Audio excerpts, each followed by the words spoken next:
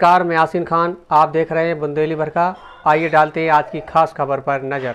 आज नगर इंदिरागढ़ में भाजपा जिला अध्यक्ष सुरेंद्र भदौलिया के द्वारा प्रेस वार्ता रखी गई, जिसमें उन्होंने कांग्रेस विधायक घनश्याम सिंह के कटाक्ष का जवाब उन्हीं के अंदाज में दिया। उन्होंने कहा कि कांग्रेस आपदा में भी राजनीति करती है, जबकि भाजपा जमीनी स्तर पर आपदा में पीड़ितों का सहारा बनती है। शिमला में जो घटना घटी है वह एक आपदा है, और उस आपदा में जिन परिवारों के परिजन का निधन हुआ है, मैं उस परिवार को शोक संवेदना व्यक्त करता हूँ। ईश्वर से प्रार्थना करता हूँ कि दुख की इस घड़ी में उन पर दया करें। इस आपदा में सरकार की ओर से जो सुविधाएं, जो राहत राशि उनको मिलनी चाहिए, उस दिशा में प्रक्रिया पूर्ण कर ली गई है। जल्दी से जल्दी राहत राशि की घोषणा होगी। आदरणीय विधायक जी ने आपदा में राजनीति करने का प्रयास किया है, तो मैं आप सबको बताना चाहता हूं कि बाढ़ के समय भी एक आपदा आई थी, और उस आपदा में बहुत सारे पुल हमारे ग्वालियर चंबल संभाग के ढह गए थे। उस समय भी उन्होंने राजनीति की थी।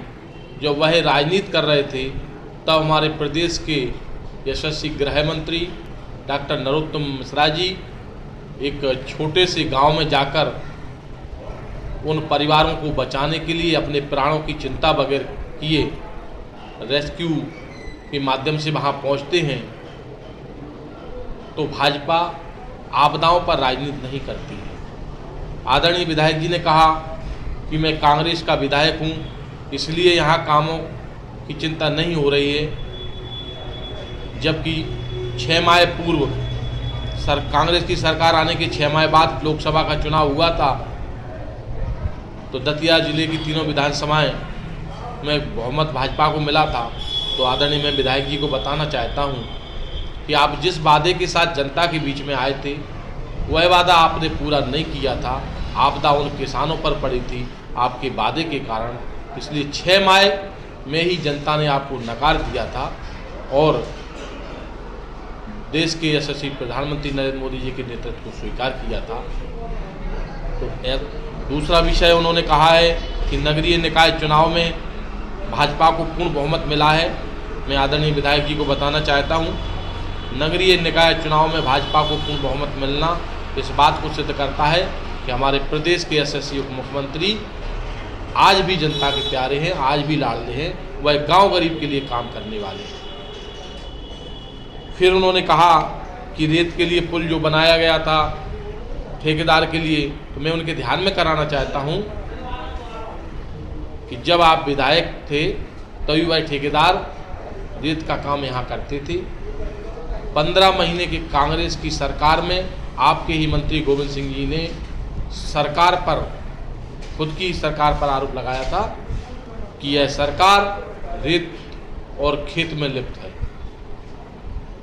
मैं पुनः राजनीति न करते हुए उनके ध्यान में एक चीज और कराना चाहता हूं कि जब कोरोना का काल था, आपके 15 महीने के कार्यकाल को भी हमने और आपने देखा है,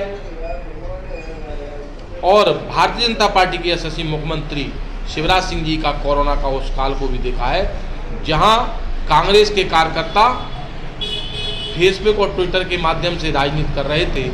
उस समय भारतीय जनता पार्टी का कार्यकर्ता उन चौराहों पर जाकर, उन हॉस्पिटलों में जाकर जो कोरोना से पीड़ित लोग थे, जो गरीब और मजदूर जिनके पास खाने को अनाज नहीं था, वह सरकार की योजना के तहत अनाज वहां जाकर उनके घरों तक पहुंचाने का काम कर रहे थे।